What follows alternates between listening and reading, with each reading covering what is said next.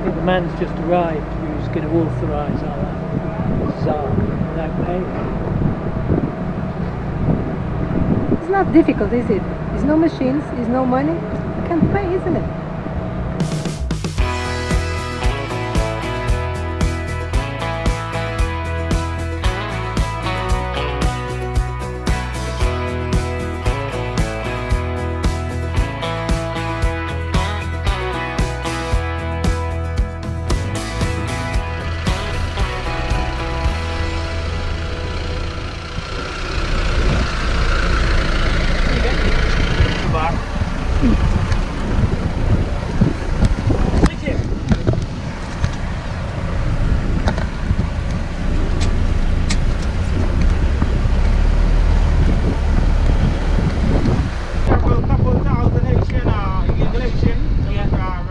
Greg, who works for the Port Authority, gave us a lift to the customs house. He told us that the hurricane demolished the whole shanty town by the port.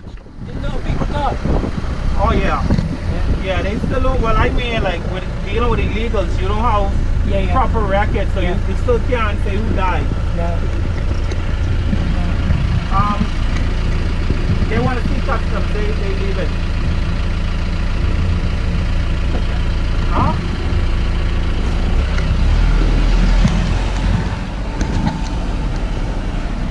Hello.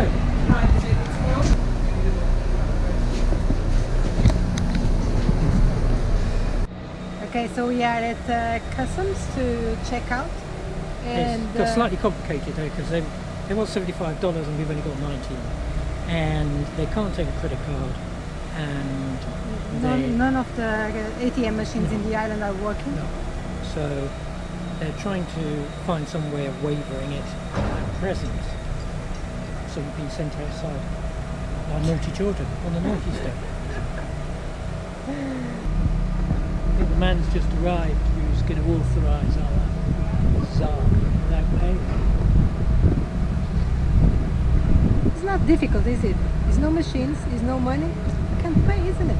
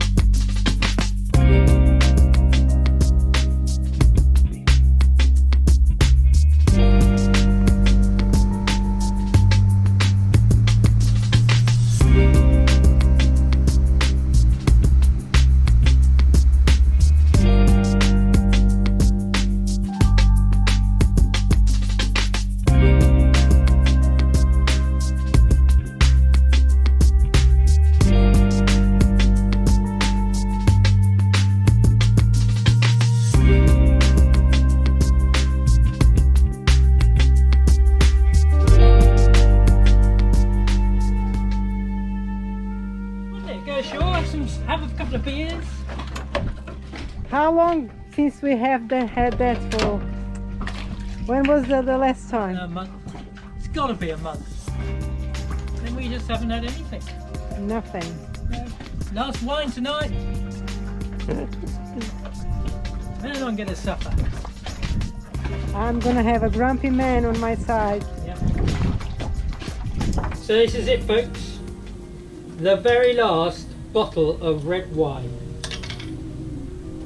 This is such a sad day because it's going to last me tomorrow as well. We're going to have a very grumpy man on board. Yeah, by the day after tomorrow. Tomorrow's Tuesday. It's not good. It's not good. But we're going to enjoy this one. That's the most important thing. And why can't we buy more? We can't buy any because in their wisdom, you cannot buy alcohol in the supermarkets. You can only buy it in liquor stores, and consequently, everything's shut apart from supermarkets. So, I think the whole country's got in a grump over it, to be honest. Anyway, there we go. The last one out of the cellar. First thing the next morning, we dropped the mooring buoy in Hope Town. We had decided to do a lap around the harbour to take some video footage of the town. Then disaster struck. Really shallow here, yeah?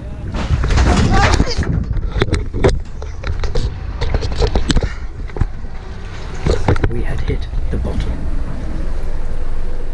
Okay, so what happened?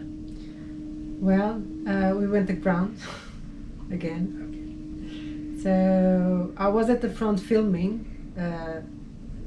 Simon was trying to get really close to shore so I could film better.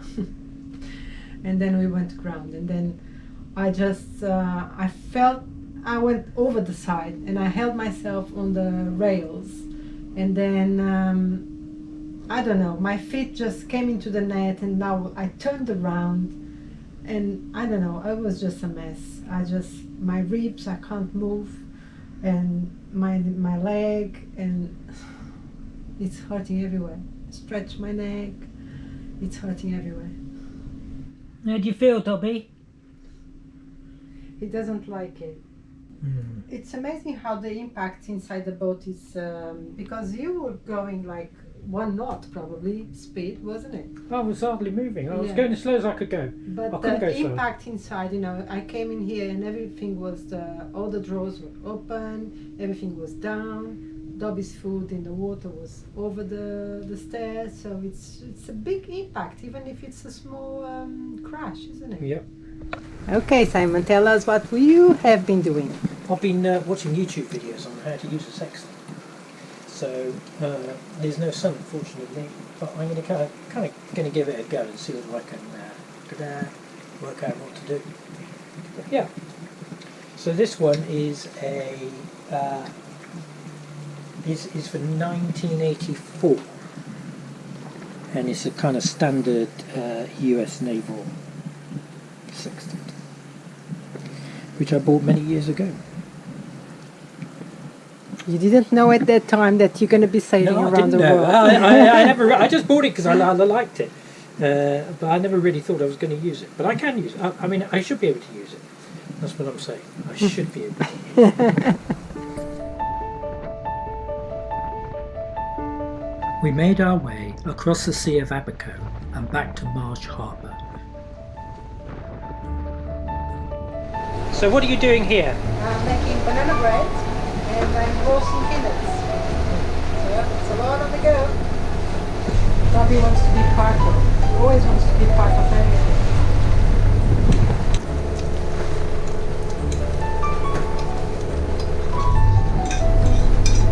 everything. Dobby.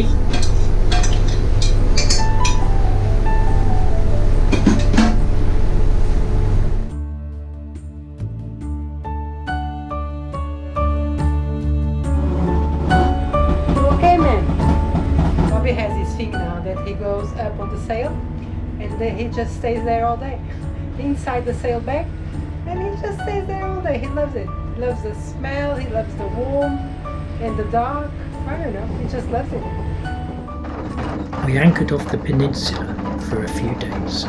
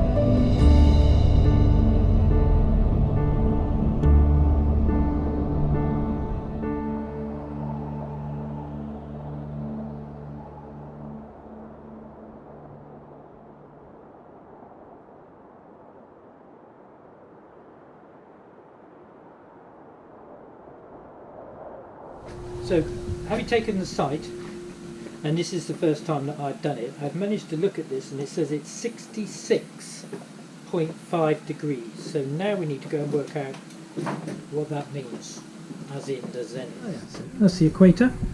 So we're about here. That's the sun. And we're slightly north of the sun, we know that.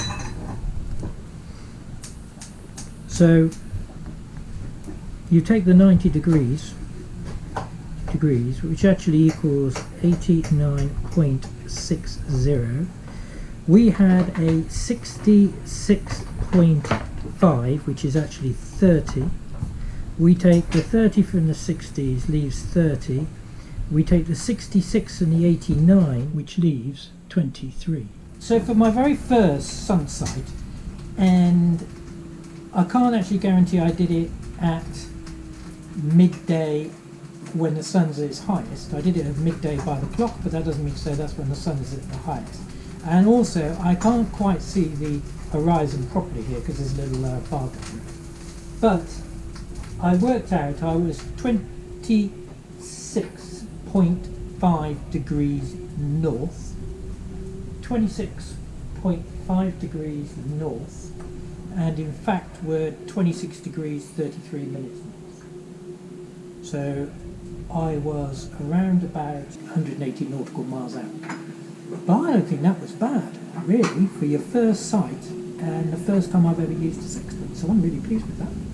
Hello everyone, I hope you enjoyed this video where we checked out the Bahamas. That's our video, our last video in the Bahamas. It is indeed. We actually checked out a couple of weeks ago because we were going to leave. Yeah. It all did prove a little bit difficult because none of the cash point machines, the ATM machines, were working. So consequently they had to get somebody to authorise us to leave without paying. Yes. Yeah. It was all a bit complicated. It took a bit of time, but in the end it was fine. It was fine. Mm-hmm. Yeah. They found a way. And then we went to Hopetown. Yeah.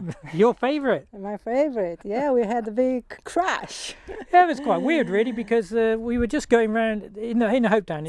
Simon was going so slow. It's just. But I was only just by the buoys. I wasn't actually there was these mooring buoys in the middle, and I was right by the buoys, and I couldn't believe we were going. Because we thought that town was beautiful, and then before they had the problem with the hurricane, and then we wanted to film, but because we are not allowed to go ashore, so we couldn't film anything ashore. So we thought, okay, Simon said, okay, I'm going to go very, very slow, and you at the front, you will be filming. Yep. And that's what we did. And that's what we did. And you went over the front. That was terrible because even now, when I go up on the front, I can see myself, I saw the sea just there. Yeah. And I found a way to hold myself on the lifelines, wasn't it? And then I was thrown back to the net, and the net is just bumps you. Yeah. That was all a bit of a thing. We weren't expecting that, actually, to be honest. I still have a pain on my ribs, but it's much better. Yeah. And then we went across to where Marsh Harbour is, right on the peninsula there, and spent a few days out there, which was all rather nice. We did take the rib out along the coast just to do a little bit of filming. And I had to go with the old sextant, which was all rather exciting. I don't actually know why I've been putting it off. He's like a kid with a toy. Yeah. I watched the video, and I'll put the link down below. And after that, it was actually relatively easy. This is only to do a noon sight, so you have to have the sun out at noon. You can do it in between, I understand, but you have to do a further calculation and you need to set the tables. But and I was actually really impressed. Okay, 180 miles, I'd miss an island, but I'd certainly find the west coast or east coast of America or the west coast of Europe. It wouldn't be a problem, would it? And actually, I've tried it a few more times and I've got it down to about 30 miles, and they reckon around about 15 is about as close as you get normally. Okay. Yep. So I was pleased. Yeah. I was pleased. You're doing a good job. Yeah. And this is our last program from the Bahamas. We will be leaving in the morning. Yeah. And eventually, it's been a bit of a wait actually for a weather window. And Charlie, who's looking after us and doing our routing for us, we'll put a link for him below as well. Yeah. He says it's all good to go tomorrow morning. And so tomorrow morning we're going to make our way out between the reefs, and we're on a 5-day trip to Bermuda. Yes, let's see what's going to happen when you arrive in Bermuda. Well, we're going to be locked up and left on the boat for 2 weeks. Yeah, for a start. Yeah. Yes. So thank you very much for watching. Yeah, thank you very much for watching. If you can leave a comment below, we will go back to you. And if you can subscribe to our channel, that would be great. Thank you. Bye for now. Bye.